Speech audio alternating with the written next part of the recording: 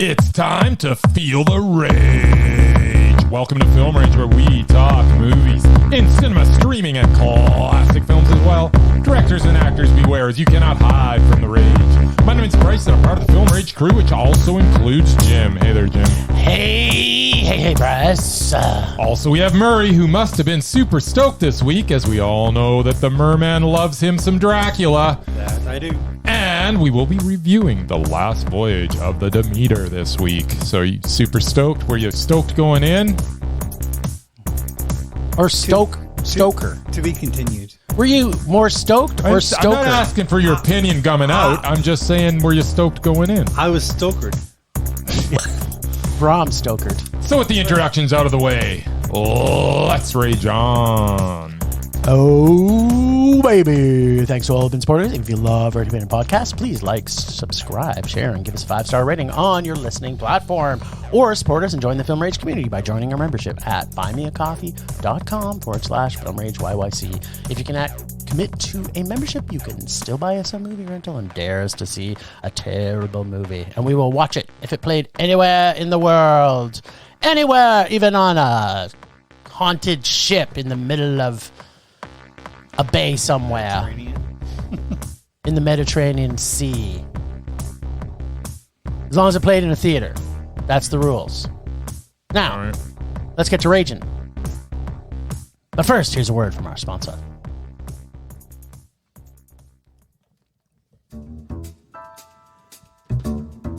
Hey, Bryce, what are you doing tonight? I'm going to my favorite cinema, canyonmeadowscinema, to see the best second-run movies at the best price. What? How inexpensive are they? Regular price is $5. Regular price is $5. Makes me hope they also serve pizza. They do, plus a lot of other great food choices. Plus, I'm planning my office Christmas party there. They can host a plethora of options for any get-together. Gaming, movie, drag show. Drag show? Now I know where I'm planning my next party. Hey, maybe you think there's a Liam Neeson or a superhero movie planned?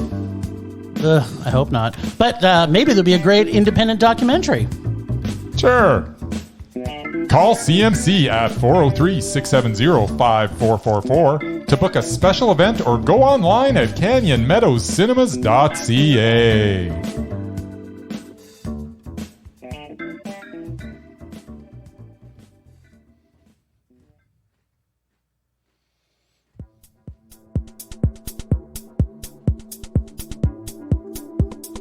This doesn't feel very dark and mysterious music. We should have special custom music for this. Shut up with your special custom music. I love special custom music. Why aren't we having special custom music for every freaking movie that we see? Why not? It'd be kind of fun. Well, just maybe just once for different genres. You send it to me and I'll put it on the Roadcaster there. Sherlock? Sparky? Yeah. Sparky? So, as we talked about last week, we're going to start a new section on this podcast called The Amazing Murray Predicts, to see how right he actually is, because he thinks he can put Bryce and I in a box. And I know everybody in their mind right now is picturing Mike Myers pretending he's inside of a box right now. That's right. That's listening to us. If you don't know what that reference is, go on YouTube. You'll find out. So, Murray, we got to see 2 movies, one in cinema and one we're going to be talking about later. Well, technically 3. We're not done with the third one, are we? No, because that's a dare.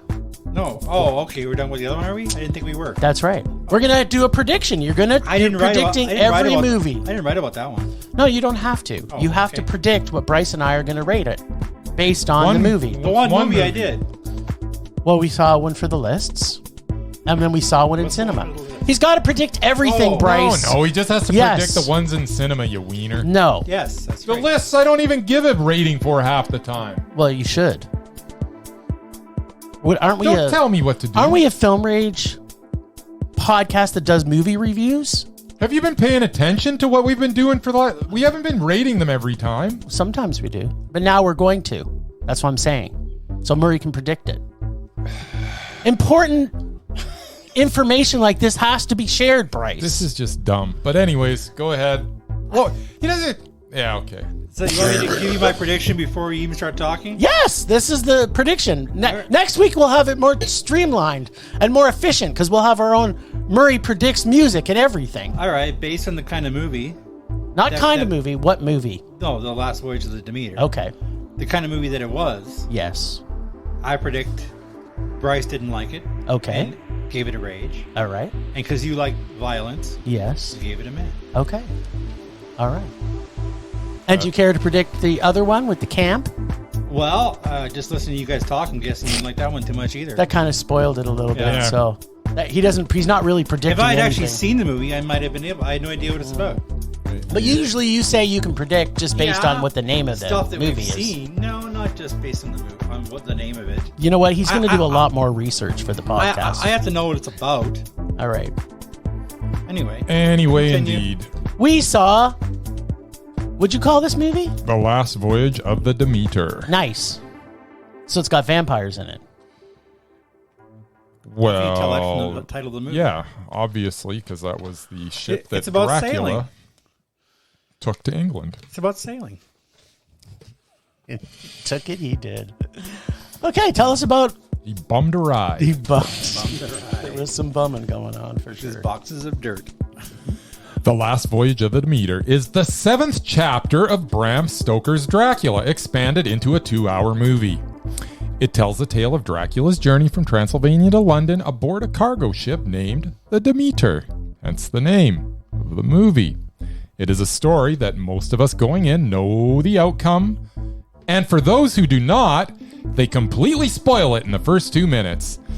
So, that was a choice. That was a choice.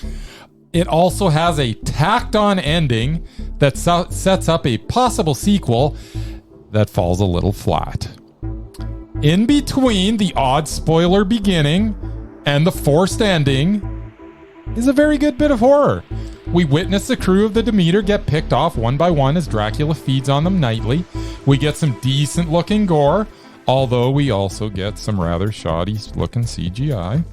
We get some very good performances from Corey Hawkins as the ship's doctor, Clemens, Liam Cunningham as Captain Elliot, Woody Norman as his grandson, Toby, and the always creepy David Dastmalchian Oh, baby. as Polka dot. Wojciech, the ship's first mate. The pace lets the story breathe and builds the tension on the ship. When we are introduced to Dracula for the first time, it is a pretty cool reveal. The Dracula design is heavily influenced by Nosferatu and looks really good sometimes. Uh-oh. And not so good other times. It is one of the many inconsistencies in the film. However, the look of the film is consistently eerie throughout. Whether in daylight or in moonlight, the ship drips with a spooky dread. Aside from the beginning and the ending, this is an effective horror movie, which is impressive as almost everyone knows the end going in, and if you don't, as mentioned, they give it away in the first couple of minutes.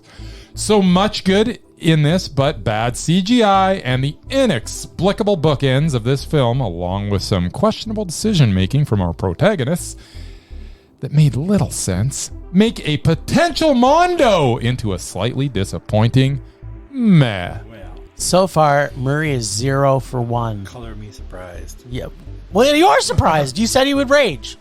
I figured he would. So you don't know him as much as you thought you knew him. Now, let's see how well you knew me. I think he knows you. He does know me pretty I good. think he's going to say the same things that Bryce He knows said. me inside and out, and I'll let you all imagine what that means. So, The Last Voyage of Demeter. I don't think it's Demeter. It's Demeter. It's Demeter. It's not Demeter. It's Demeter. Demeter.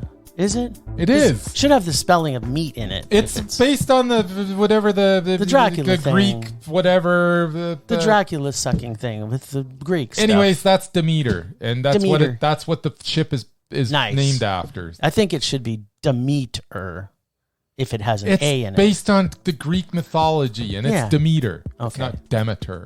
I like Demeter better. I don't care. Call it what you want. Just get on with your frickin' review.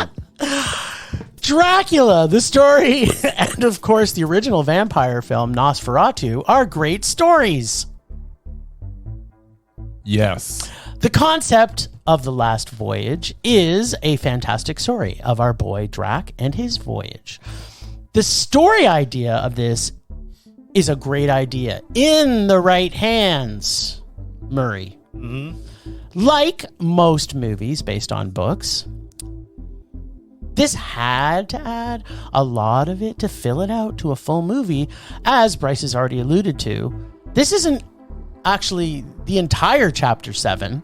It's only a very small portion of Chapter 7. Depending on the book, it's probably about 16 pages. Yeah, but So they Chapter took 7 is pages and then added a whole lot. they to get it added to a whole 2-hour shit movie. ton more. Are you talking about Chapter 7 of Bram Stoker's Dracula? Yes, We are. Yes. because I reread it Yeah. for this movie. Well, because in the movie, at least the Gary Oldman one, they kind of skip over it.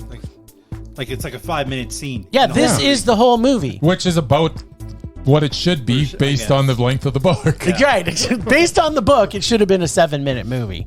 Yet. The things that are great about this movie, the atmosphere, Yep. the sound and music is probably, I'm going to say, in the top 5 horror movies of the last decade for sound alone. Not necessarily just for the music, but the sound in this is like, I don't say award winning. I'm going to say this could possibly meet my Jim Film Rage Award of the Year. The sound in this was so freaking incredible. creepy as hell. Yeah, and just so good. Like there was moments in it where it's like you just hear this little creaking off to the behind your head, like the surround sound in this, and just letting the atmosphere of it just float over you. It was brilliant. The acting in particular, or should I say, in particular, Polka Dot Man himself, David Dastmalchian, is particularly mesmerizing in this. In fact, all of the acting was all pretty stellar. What else would you ask from such an amazing cast? All the scenes with Toby, and I mean Toby with the doctor, Toby with his dog, Toby with animals, Toby with his dad on the deck as he bursts into flames and scolds his dad half to death. The entire cabin scene with Toby and the attack on said cabin.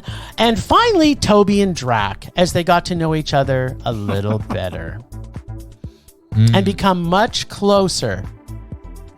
That was a good scene. What I'm saying is all Toby all the time. So you like Toby. I'm definitely on Team Toby. Team Toby. I want to get a T-shirt that says Team Toby.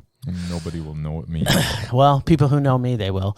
And in case you were wondering, the greatest thing in this movie, Toby, is not even in the original book. What? Neither is the Doctor. No. Both are added characters. So what are we saying when the best stuff in this was added? And when was Dracula written? Like 1900? Yeah, what's the point? Well, it's due for an update. Well, let me tell you more.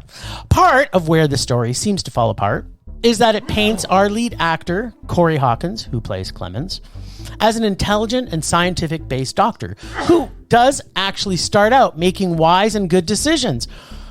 But they soon realize that Drac likes to suck at night. And then every decision that they make after this is completely idiotic and makes a lot of no sense whatsoever. The fact every time they decide to go look for Drac, they wait until daytime, wasn't sitting very well with me. I'm just going to say that, put it out there right now. Yes, it made it scarier because they did it at nighttime when they went looking for him.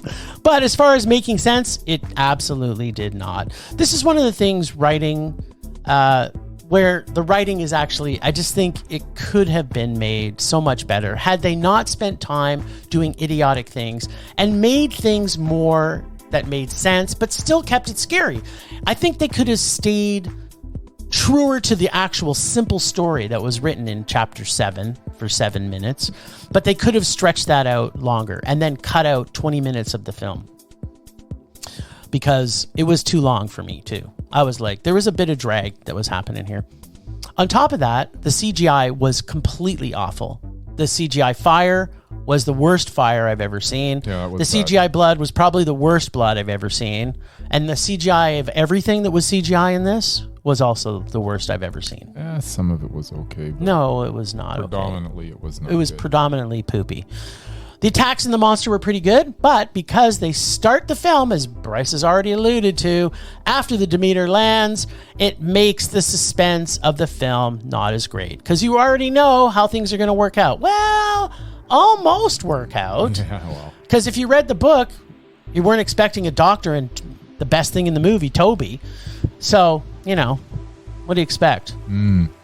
Plus, this had the absolute worst ending of any movie about Dracula that I've ever seen in my entire life. And I've seen them all. Even Dead and Loving It, where Leslie Nielsen played Dracula, and the ending of that was better than this. Maybe they just should have used that ending. They should have used the ending of that. Absolutely. It would have made it way better.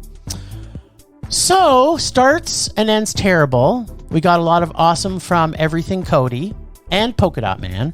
The acting, sound, monster are all great, but the story, CGI, stupidity level are not great. You said Cody, you meant Toby. I meant Toby. I did. I have to get the t-shirt now. Yes. I don't want Team Cody. I want Team No. Toby. He wants Team Cody. That's the worst.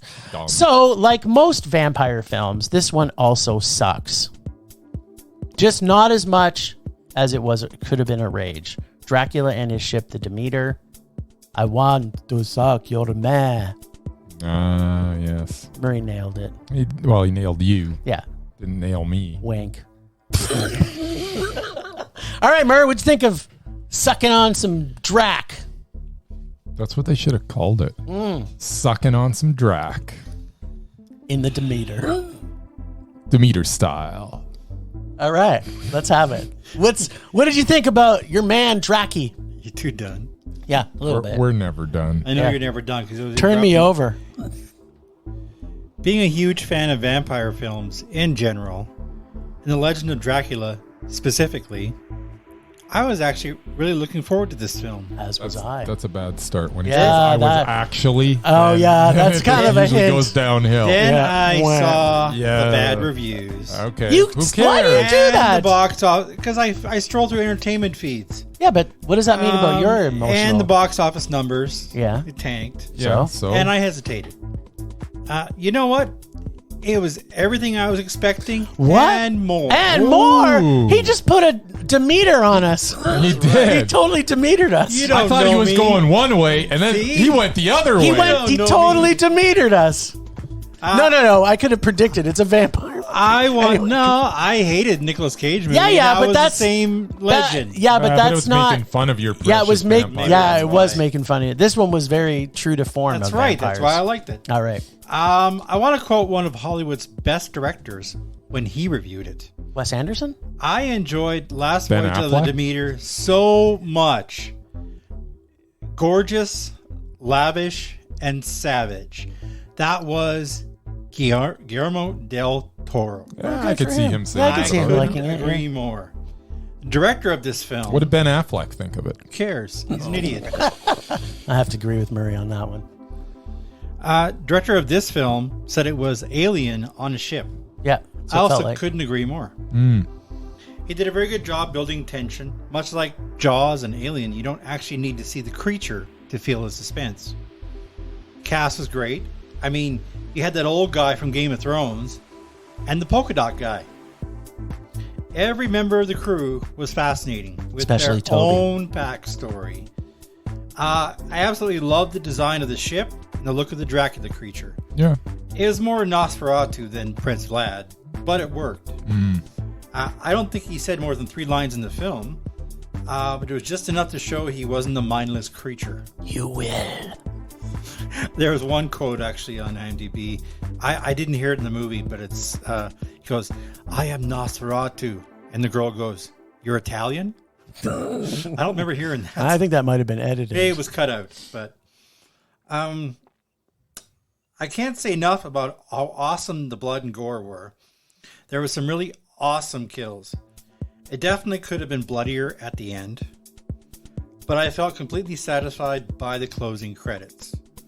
There are some critics, most likely morons, that said they knew how the movie was going to end. Well, no shit. It was based on a famous book, and it's fucking Dracula. People knew how Titanic was going to end too. Spoiler alert, the boat sinks. Yeah, That doesn't stop millions from going to see it. Yeah, but this ended not the way that the book ended. No, but because they added stuff to make a different story. But I mean, and it was pretty. But they showed you how it ended in the first 2 minutes. Well, and if you saw any Dracula movie, you know he makes it to England. Yep, that's true. He does. Like it's not really a surprise. But that's not how the movie ends, Murray. Only thing that was a surprise was who actually lived on the ship and who didn't. Like I'm sure they all originally died. Because yes, that's exactly what happens. Everybody died. Of course, I don't know how the ship even got to the shore if everyone's dead. It crashed on the shore. Yeah. I guess. Drac just drove it right into the shore. And then he flew. And then for some wings. Yeah, you know what? I may change my rating now. Yeah, you're gonna just go the ending, just because the ending was so terrible. I was okay with it. But yeah, I would have been happier if it just ended. You were excited. Okay, you know what? This is probably the worst spoilers. We've already spoiled a lot of this movie for everybody. You should see this movie for the visuals and sound. There's no spoiling this movie. There's a spoiler in the movie because it should have ended the way the book ended. Yeah, okay. And it didn't. It ended like it was now going to be like, what was that movie, the last movie Sean Connery made, the League of Extraordinary Gentlemen? That's what it ended like. It was like the League of Extraordinary Gentlemen / Drac meets Liam Neeson, Old Man Neeson. This is what we're gonna have to expect for the part 2 of this. I don't even know what the hell you're talking about now. It's just set itself up for a franchise. So it's not going to be a franchise. Probably not. It lost $150 million. It's not going to be a franchise. Well, but it did. Like that's probably why it's lost all. They were that hoping, money. but yeah, no, because people didn't know what the hell it was about, so they didn't go see it. They had no idea it was a Dracula movie. Well, from the commercials, you can kind of tell. Anyway. Yes, back on track. I honestly didn't get why it didn't do better at the box office. The screening I was at was almost packed. Funny enough, by a lot of kids. Not teenagers, but 8-year-olds. What? And it's a 14-plus movie. What? I guess things haven't changed in 40 years. People still try to sneak into adult movies when they're kids. Anyway, I think most of the audience liked it. So did I. Prince of Darkness Mondo. There you go. And yes, you do know me.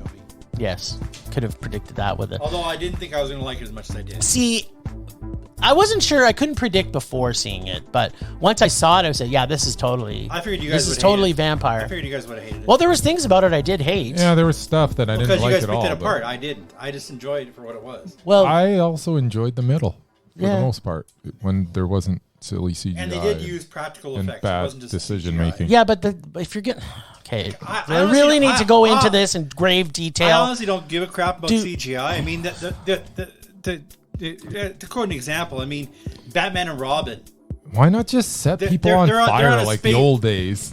Yeah, like in a Batman and Robin, they were on a rocket ship and they surfed back down on like a door of the rocket ship. Yeah, but see there was a rocket ship on this movie? Did I sleep through it? In the Batman. Batman. Quoting an example. Batman was in this movie? He's coming. He's Ben Affleck. It could have been. There's ears. That's crazy. No, I think ultimately what bad CGI I thought I stayed awake through this one. You did actually. But you know what? Bad CGI does is it takes you out of the movie at that moment. And you're like, I'm so immersed in this. There was so much good and the practical effects were good. And then I was pulled back again, and then I got back in, and then it's like, well, that's stupid. And then I got back in. And this was too long for me, though. It didn't have to be 2 hours. It did not need to be 2 hours. It was a bit long. Yeah, it was too long. The guy in front of me went to the bathroom 4 times. Good for him. I kind of am jealous. But, you know, I did as well, and I didn't leave my seat. There you go. That depends on what you're meaning. But, you know, the thing is, I think if they would have stuck to the actual book, they still could have stretched this out into a nice tight hour and a half, maybe hour and 20 minutes. Hour and 20 minutes would have been nice. and they still could have made it believable. But that's the biggest part. Don't get me wrong. Atmospherically, this is a great film. Yep. It has a really good feel. The way they end it and the way they started it was terrible. Yep. And the fact that through the middle they keep making stupid decisions. They created 2 new characters, although, you know, they could have just always included Toby. Just would have had to have been there. But otherwise, yeah, they could have stuck to the plan. Quit messing with artistry. It's yeah. There you go. So I that's was two okay mans with and a it. mondo. I was okay with it. it good. was a mondo sandwich. Looked at it a hell of a lot better than Nicolas Cage's movie. That's for damn sure. I didn't, because it was hilarious. It really wasn't. It wasn't great. It was fantastic. It had some moments too, though. Yeah, What's that Aquafina? So that in there's that. itself deserves to be a mondo. Yeah, whatever. And that's the only movie we saw in cinemas. That's right. And they're going to see 10 movies next week. No, I they're won't, not. but they will. Ish. Ish. I bet you I can predict what you're going to pick as your...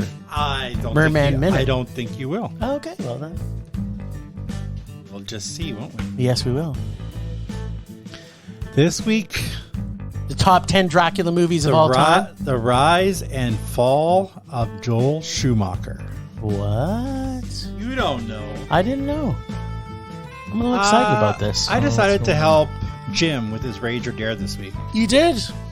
Plus, I loved almost all the Batman films, except for those with that guy I can't stand and whose name shall remain nameless. I don't know. Unfortunately, Batman and Robin was not one of the good ones. What? Holy nippled batsuit Batman. I actually had forgotten that Joel Schumacher directed 2 of these. I can honestly say he was one of my favorite directors from the 80s and 90s. What? What? One of my favorite directors. Oh. Okay. Was. Ah.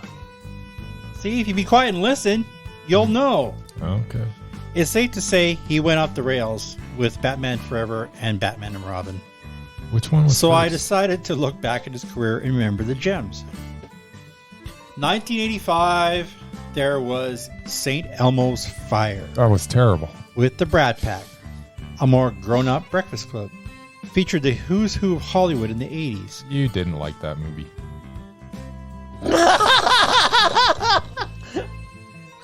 Is this my minute or Bryce's minute? So You- shut the hell up. It's your minute. You do know what his favorite movie is, though, in this list. Of course, I'm getting to that. Yes. All right. It featured a who's who of Hollywood in the 80s. Rob Lowe, Yep. Demi Moore, Emilio Estevez, Yeah. Judd Nelson, Ali Sheedy. That's a who's who, yeah. He followed that up with my favorite vampire movie of all time, Lost Boys. Again, the best of 80s young Hollywood. My man Kiefer Sutherland, Jason Patrick, the 2 Coreys, Diane Wiest, the future Bill S. Preston of the Bill and Ted fame, Alex Esquire. Winter, and America's favorite old fart, Bernard Hughes.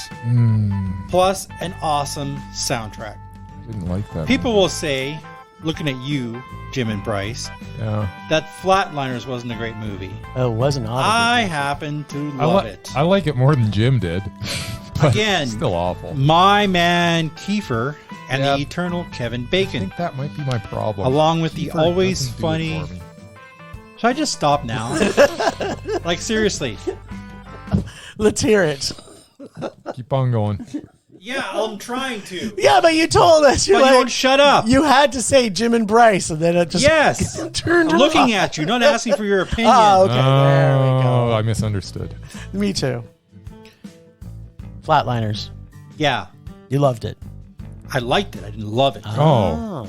Okay. Another swerve. Unfortunately, it also featured the repulsive Julia Roberts. That is true. In fact, this film was the reason Kiefer got engaged to Roberts.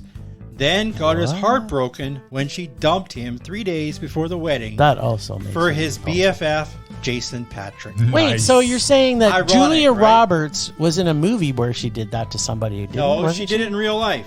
That's yeah, awesome. She But met also him in a movie. She met. Oh, maybe she did. I don't know, but maybe that's where they got the idea from. But she met him on Flatliners, started dating him. Then she dumped him right before the wedding. Who cares? To go out with Jason. Just saying. That's why I hate her. Anyway, I enjoyed the movie despite her. Okay.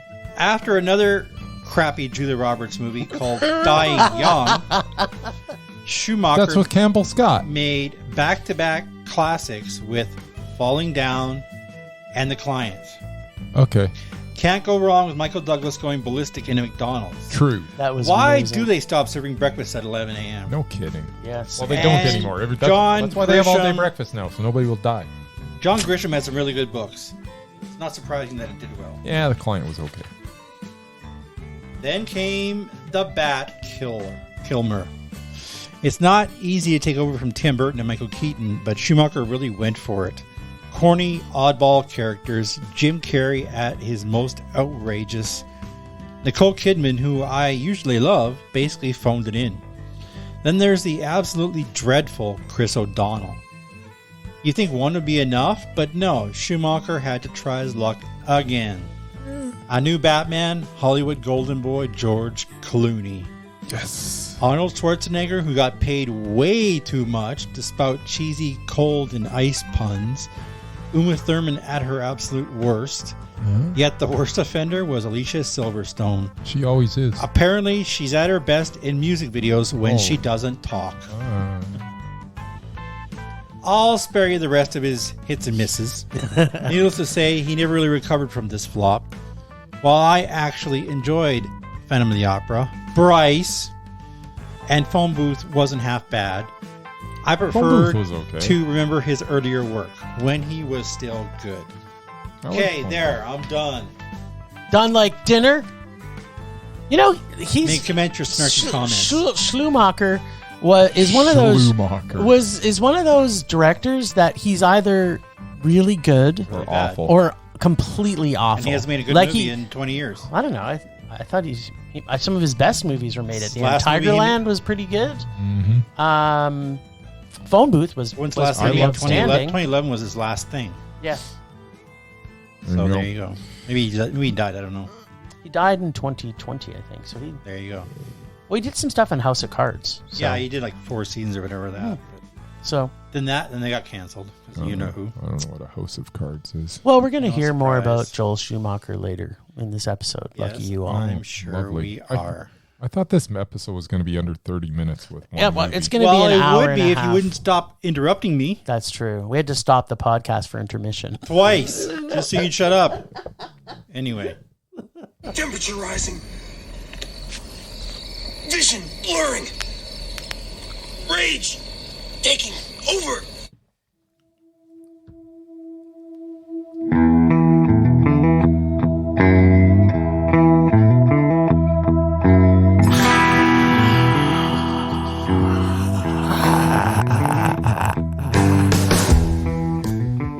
Oh, CGI in horror movies. This movie could have been brilliant, but not for the CGI and the terrible writing, it had to drag it down to a low meh for me. So Demeter, stick to the plan. Stoker wrote a good book, and chapters, let's say 1/3 of chapter 7 could have been a really good 80-minute movie. So I'm thinking it's going to be maybe writing this week, but maybe it's a combination pack. Don't bookend a good movie with terrible beginning and end. So double whammy. That's it. All right. I really wanted to love Demeter. Still liked it okay. Yeah. It's okay. Yeah. It should have been better. It could have been better. More Toby. Yeah, I don't know if that would have done it, but maybe. Hashtag Team Toby. I know you love Toby. Especially when he died. His death was... It was pretty satisfying. Chef's kiss. If you're going to be a vampire and you're going to kill children, you're going to get high marks. And dogs. Don't forget the dogs. Yeah. You're going to have high marks from me. That's what I'm saying. I'm always impressed when people kill kids in movies because it's literally one. And dogs. Like if you kill a kid, that's the 2 things you're not supposed to. You're not supposed to do. But if you're going to kill dogs and kids, then I got a lot of respect for you. Exactly. But otherwise, nobody was saved except for the black guy. Ironically, yeah, which is good. It's usually the first ones to die. Yeah, that is kind of what happens. We watched a movie about that earlier. Sure, you did. Well, that's enough raging. All right then.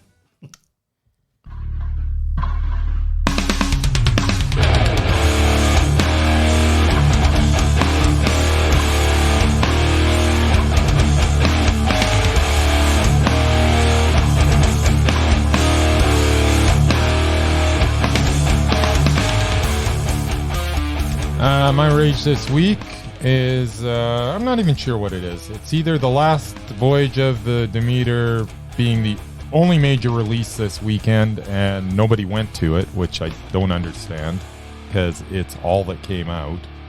Or maybe my rage is the fact that it's the only thing that came out this week, and last week, like 5 movies came out that we went to. And this coming week, and there's like 6 movies coming out. So can we not like space these things out? We could have gone to 4 movies a week if they just would have. Yeah, or even just 3 a week. 3 a week. If they just went through the whole year and just spaced everything properly, we could see all of the movies. I mean, Blast of the Demeter, the fact that they actually got this slot where for some reason nobody else released a movie should have been gold for them, but apparently it wasn't. You know, people are still seeing Barbie. You know what? Maybe my rage is bad marketing because I don't think we've raged about that yet. Yeah, I mean, we've raged about trailers, but not marketing. Although, you know what? The trailer was good. Yeah, the trailer was good. Yeah. Made me want to see the movie. It did. So I don't know. So that's not it. It's time slots. But yeah, no, I think it's most of all release dates. And come on, people. Why are you going to Barbie when there's for the 17th time when there's a new vampire movie? That's right. It's going to suck. Yeah. So this is a question I have. Like, I wonder how that's decided.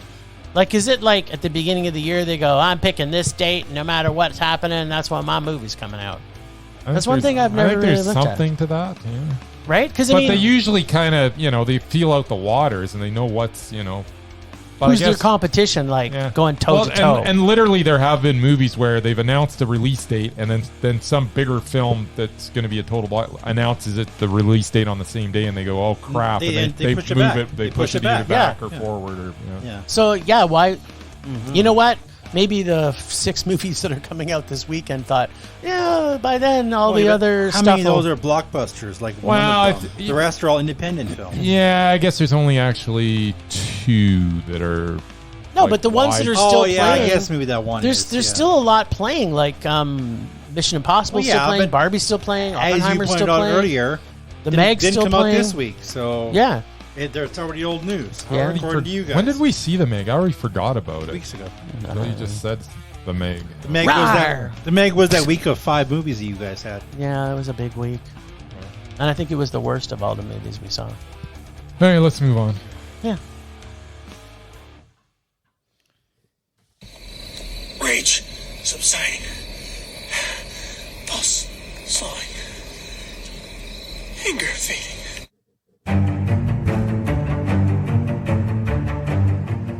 Oh, the lists. Go to our website, filmrageyyc.com, and check out the page called The Lists. This is our segment where we talk about one of our 4 lists, either mesmerizing, repulsive, doubted, or undoubted. And we have been slowly but surely taking our mesmerized list and punting people. So we had been charged by the Mur last week to see Justin Long versus Peter Stormare in Happy Campers. Now, Murray, you already know what we predicted for this, and you were pretty damn accurate because this movie was terrible. I assumed it was a comedy, and I assumed it was like 20 years ago. It's not even you would have found anything redeeming. There's story. The story. I do. There is no story here. Like, was there any story? No, it was very strange. There were a lot of quick cuts, and have you ever seen so many Dutch angles in a comedy where, like, what the hell are you even doing it for? You and your Dutch angles. It was so stupid, though. Everything was, like, crooked. And it's like, what are they doing? I think they were stoned when they were filming. Maybe that's it. Whoever edited this is, like, the word, like, should never work ever again. But it's not just the editing. It was because there was no story. No it was story. Like, zero story. Anytime anybody uttered a word, it was just awful. It was just, man, this was so freaking awful. Yeah, but it's still we had we had 2 mesmerizing actors in it. It's the only movie I could find with Justin Long. Yeah, well, you know what? So here's my take on it, and you can agree or disagree. Now we know we don't have to. We're so honest all the time. We are. It's been proven. I'm gonna say Justin Long was the best actor of all the people that were teenagers. Okay. Would you agree? I would 100% agree. Okay. But he did not stand 2 seconds by Stormare in this. I thought Stormare just took him right out. And I thought Justin Long was so much better than Stormare. Stormare was just annoying. He was wasn't over the mesmerizing. top He was trying. I thought he did a great job of it. He did nothing for me in this. Wow, this sucks. Yeah. Means we got to keep them both. Yeah. There's nothing left for honestly, Justin Long to be in, so I'm like so confused. I don't know how I agreed to Justin Long being mesmerizing in the first place. Maybe it was off Tusk because he was so freaking good in that. It was probably off Tusk and when he was in that movie earlier, that horror movie that we saw. He's been recently. in so many good movies. Oh yeah, with Underground Barbarian or whatever. Yeah, Barbarian. Oh, yeah. Yeah. And he was really quite He was good mesmerizing. in it. in Yeah, that. He's really mesmerizing in most things. But was he more mesmerizing than Stormare? No, I don't think so. Buddy, the Skarsgård. Weren't they both in that? Yes. Yeah. Was he? I don't know. I don't think so. Maybe not. You know I'm what? confused now. We can't go back because we have to add All I'm Skarsgård saying on is, as a mesmerizing. Good on you, Justin Long, because you got on the list through smoke and mirrors. I don't know how the hell it happened. Well, you could have taken Don't him get me off wrong. right now. I love you, and every time you're on screen, you make me smile. Even That's when what it no matter was. what, and maybe that's all it was. That's what it was. I think I was feeling awfully generous that day. Well, we could totally get him off right now because I'm pretty positive that I put forward Skarsgård as mesmerizing because every single thing he's in, he's brilliant. But I don't agree. Well, and I don't think Murray agrees because Murray thinks he's like third down on the Skarsgård list. Oh, no, yeah. I thought you love all things Skarsgård. He does, but of all the Skarsgårds, you're he's talking the about third. my third or fourth Yeah, in my opinion, he's the number one Skarsgård by far. Nobody's better than Papa. Anyways. Papa's like number. Papa awesome. used to be really good, but awesome. lately Then he makes it's Marvel like, movies, so that's kind of pushed Whatever, him he was a out. minor character. All right, well, apparently Justin Long is going to stay on forever. in he's Bryce's still making weakness. movies. Yeah, that's true. Yeah, by the time he makes a one that's decent enough, there won't be no one left on this list to actually compare him to Maybe. because you keep knocking people off. That Yeah, was but such an awful movie, though. We've got some people that are dead, so there's going to be people. And we've got Mesmerized for life, so. Yes. Okay, Oh, no, so. I've got like a dozen people here that have no matches at all. All right, well, before you go into that, I am proposing, because we talk about it every time, we've seen 17 movies of his in the last year. And every single time he's in a movie, he's mesmerizing. All right. Yeah, I know who you're going to say. Yes, of course you know who I'm going to say. Is he or is he not? Dastmalchian. Yeah, is Dastmalchian mesmerizing or not? Like, to me, every single... that? That's the Polka Dot Man. Every Oh. single movie he's in, he steals the screen from anybody. That's Polka Dot. And for him to steal from Peacemaker, like, because you know my love of him, Yeah. and he's even in the movie that you didn't love, but I thought was the best of all. he was as the Polka Dot Man. He was brilliant. He was good. There's nothing he's in that he's not more mesmerizing than everybody else on the screen. I'm fine with that. Mur? Yeah, but I guarantee he's gonna be knocked off right away. Oh, really? Was he with Viola Davis? Yes, he was. Oh, this could now. As the Polka Dot Man. Oh, And they both have about the same now amount we of have to screen time. rewatch it. Just saying. If you want to go there, we can go there. It's going there. Ooh, because, yeah, if she's in it long enough, that's She is. probably like her worst role. This is his Yes, best. This is the and best him chance at for his- Viola Davis to him take at her his out. best and her at At her her worst. Still going to be a tight race. Yep. That's crazy. Although it has to be unanimous, so Yes. Murray's. We already know before even rewatching it, he's going to say Viola Davis is worst because that's just what he thinks. So it's just us He's a two polka dot honest man. people. Yeah. The best thing in the movie. Yeah, that's the baggage that Murray comes into these with. So says so says Mr. Greatest Actor of our generation. Hey, I'm always honest about every performance. I'm honest about every movie. You're not always honest No, about I am Ben always Affleck's honest. performances. You are heavily biased in one I certain didn't. area. He was. No. Yeah, you that's- are. He was in a bad movie just recently. That. But you thought he was good in it, and he was not good in Oh it. yeah, he was good in it. No, like in that shoe one. Robert Rodriguez movie. Oh, that. But the shoe one. He Oh, was the not shoe good. one. He was How about fantastic. the last one we saw? The horror movie. What the hell was that? What horror movie? The horror movie. You're talking about the polka dot guy, right? No, we're talking about we're Ben talking Affleck. about Ben Oh, Affleck. yeah. Horrible. You're the one that threw Ben Affleck out of the Well, because water. he was attacking me. I wasn't attacking anybody. He was just stating something that seemed. That's true. There we go. All right. So, what are we seeing next week? Oh, you want me back to me again? Back to you. All right. Well, I got one here. Our list is getting really small, by the way. I guess I have Nice. to redo it at some point. Nice. You could do a repulsive off to force us to watch Sarah Jessica Parker with somebody. I want to submit anybody to that order. Is Sarah Jessica Parker and Julia Roberts Then I have together? to do it. Okay, well, I got one. I think Bill Murray is still around. All right. So I got Hyde Park on Hudson with Bill Murray and Olivia Colman. I don't know how much they're in it, but that's the only thing I can find with her, too. So. Nice. I love those two actors. That's why they're mesmerizing. All right. So that's going to be a good one. I'm looking forward to it. I remember seeing this, by the way, in cinemas. So I don't. If I can find it, I might watch it. nice. Awesome. Well, we have that to look forward to next week. I think that's it, unless somebody has anybody else. I'd just like to repeat that Stormare was awful in that movie. No way. He was good. No, he wasn't. He was better than Justin Long. No, he Oh, wasn't. believe me, I have other movies. to Justin put him Long in. was the only character in the whole thing that was even likable too, but That's the point. that's Stormare I didn't buy it. I didn't think it was like Well, the movie was so bad. It was awful. And I think he but he was, did good. He showed up. He's like, really? This is okay. Well, I guess I'm getting a paycheck. Getting a paycheck. That's right. Sometimes do it just for the Well, paycheck. Long was giving it his all because he was wet behind trying- the ears. he as was very Because wet. He had a smaller paycheck. Yeah. He had a much smaller paycheck, yeah. Anyways, let's move on. Nice.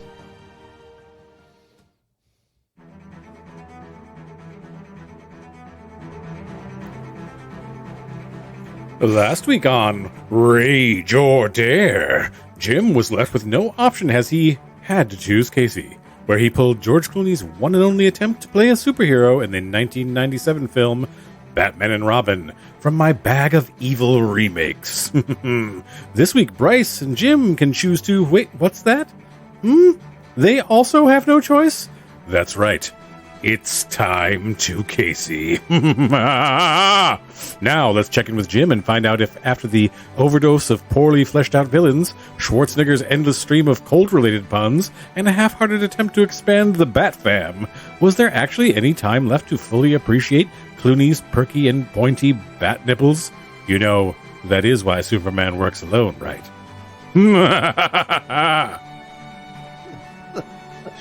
Good one. Oh, my Casey. So, as if almost on cue, the music gets louder. And here's some great Mr. Freeze quotes to get you all in the mood. The Iceman cometh. I'm cold to your pleas of mercy. Everything freezes. My voice is going to be destroyed by the time I You're get not to the gonna end of get this. through. Everything freezes. You're not sending me to the cooler. What killed the dinosaurs? The Ice Age, as they happen to be in a dinosaur museum. I was hoping you'd drop in. Freeze well. Stay cool, bird boy. I hate when people talk during movies, which I also hate. All right, everybody chill. Are you done? Hand over the diamond, garden girl, or I'll turn you into mulch. Cool party. Always winterize your pipes. Chill to perfection. Adam and Evil. Let's kick some ice. How does he talk like that? Today's forecast is freeze is coming. Take 2 of these and call me in the morning. In true Canadian fashion, I love how Batman and Robin have skates in their bat boots. Yeah. Like, how did they even know? But you know what? it doesn't matter. The Canadiana that was in this movie was very joyful. Nothing in this movie makes any sense as far as physics, biology, chemistry. In fact, all the science. Gravity. All the laws of science as well. The acting by every single person in this film is so outlandishly over the top and comic booky like. Wink. By that I mean terrible and pathetic. This episode in the franchise is by far the most comic booky. And like the original TV series, which I absolutely love, by the way, the only thing missing in this was pow or zap or kaplow. Although they did have all the music notes of that. So it's like they didn't say the pow and kapow and zowie, but they had the music notes. So pow and pew and bow and pew. Yeah. Every single scene is technically more stupid than the scene before it. And they don't waste any time building all that stupid plot, like stupid Marvel movies, where blah, blah, blah, blah, blah, stupid origin stuff. This gets right to the corny, idiotic villains doing what they do best. Overact, say ridiculous dialogue, and get to business doing villain stuff. Speaking of acting, the worst of all the Batman that have ever been Batman, George Clooney, is out-acted by a supermodel. What does that say about your talent or lack thereof? That's all I want to say, George Clooney. This is so jam-packed with villains and superheroes, you never have to wait too long for something super to happen. But with so many characters, the characters are spread, I want to say paper thin, but instead I'm going to say thin as ice. You know, icy thin. But we got sweet bat nipples, hot latex, bat bums, the Warriors movie ripoff motorcycle race scene. There is so much camp and over-the-top stupidity in this. I had fun watching this again because of how bad it was. This movie is a complete rage because it is literally the worst of any superhero movie of all time. But the experience I had watching it with the Mur was a complete motto. That's right. And there's like just so much in this to unpack. Like it would just take hours to do. But I'm just going to say what really I think tells the whole story is we're watching the movie and it's kind of the first time that Poison Ivy has to make her appearance on the grand stage. And so they make a special point of showing her getting there in a limousine driven by Bane. She puts on a wig and she has this super hot outfit on. And then when they see her arrive in the event, she's wearing her frumpy clothes, and her glasses and her no wig. And I'm just like, and Marie goes, "What's going on here? What happened to the wig?" I'm like, this is the first time you're noticing this? Every single scene in the movie was like that. It was the most ridiculous thing I'd ever seen. It was so outlandishly stupid. And, you know, Marie had talked about this earlier in the podcast.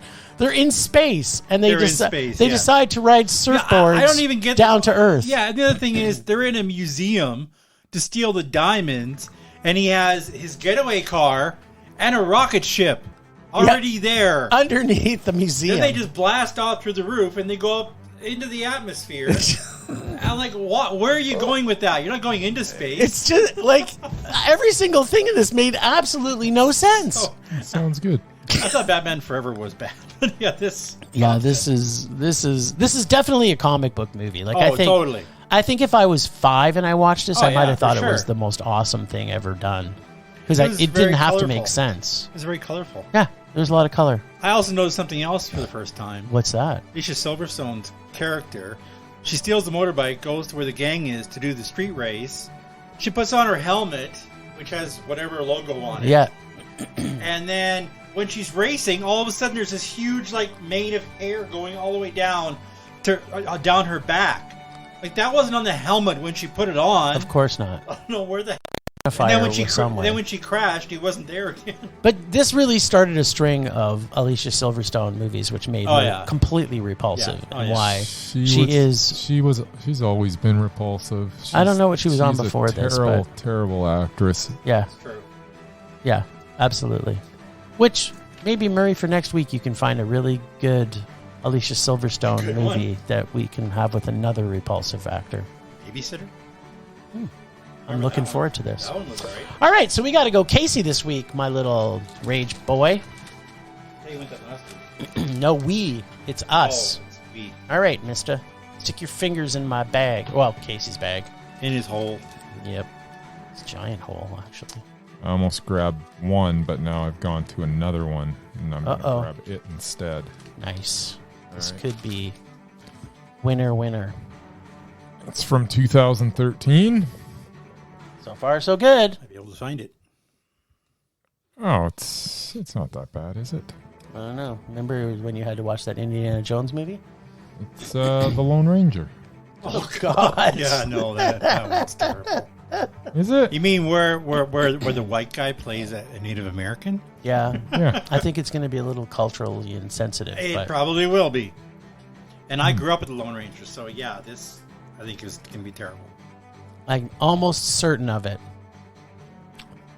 All right. Let's not forget the wonderful acting skills of Mr. Armie Hammer. Oh, yeah. This is going to have so much. It's The Lone Ranger. Enjoy. It's Armie Hammer.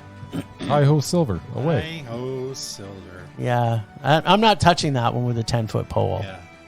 An Armie Hammer pole, I might add. Armie Hammer pole. All right. Well, good times. Good time. We almost stretched this out to a whole hour. Almost. Yeah, I Not don't know. quite. I Let's don't keep it going. understand how you did that. Yeah. It's great. It's not. Thanks, Ragers, for listening. Thanks to Extended Film Rage family, who you can find in our show notes. Thanks to Casey, the nerdy photographer, the god of rage, for the voice of Rage or Dare. Find us on social media everywhere at Film Rage YYC. Check out everything Film Rage at filmrageyyc.com, including our merch site for Redbubble and TeePublic. We are always wanting to make this a raging blast for all listeners, so please comment, like, and subscribe, and send us emails to filmragecalgary@gmail.com. Dare us to see terrible movies to fuel our rage, but no matter what you do, please, please, please, pretty please, please, please, make us rage. That's it for this week. Rage on. Rage on.